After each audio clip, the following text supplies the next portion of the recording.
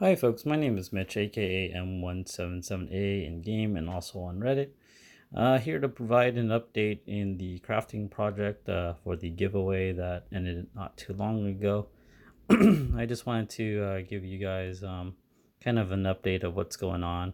There was a slight delay because I had to wait for a couple of other things that I needed in order to improve the resin crafting. This was a lot more difficult than what I initially imagined. If you have watched the other videos, you can see the results. This was the second attempt. This is just taking a heat gun directly to the resin itself, and it just kind of caused a lot of bubbles to form. It hardened immediately, and everything is just rough everywhere.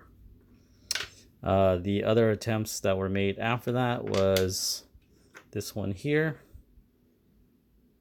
The first attempt was a complete failure. It didn't harden at all. It remained in a liquid state. I believe I didn't mix the right amount of hardener to resin ratio, and the environment that it was in was pretty cool.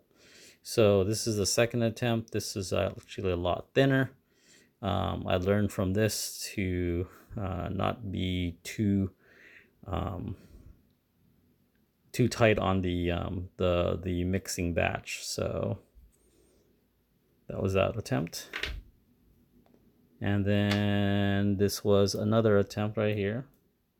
This one's a little bit better, but as you can see, there's still a lot of bubbles.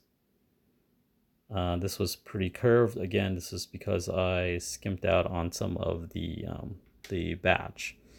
I did a clear run just to see if I can actually improve on doing the crafting or the resin combination without any paper inside, and see what the results were. So this was a full mold. I didn't skimp out that time. This is pretty soft and bendable. And there's still a lot of micro bubbles inside, as you can tell. This side is pretty smooth. This side is tacky. You can push it down and you can make an indentation there. You can put your fingerprint on it, so it was kind of annoying. Hopefully that doesn't happen again. This was my latest attempt. As you see here, even with all the precautions that I took, there was still a lot of bubbles. I didn't want to buy a degassing chamber just because it's quite a bit of money, and also I'm not too familiar with that technique, so I'll leave that to the professionals. So after this attempt, I bought some more stuff on Amazon just to try to see if I can improve the overall outcome of this, because this, to me, I know I can do way better. So this is my actual current attempt. So as you see here, this is Faye. This is for one of the winners here. And I took my time this time. I poured plenty. I have plenty of leftover resin. I soak the picture in the resin before I put it into the mold. I poured the resin in first before putting in the picture, and then I blew out the bubbles with a heat gun, different setting heat gun. So then I put that picture on there, and for the bottom one, filled it up a little bit more, put the second picture on. It looked like it turned out pretty well so far. It's still in the process of curing, so I just finished it right now. I have a little cup over it just to kind of prevent any dust from landing inside. But let's just take this off real quick.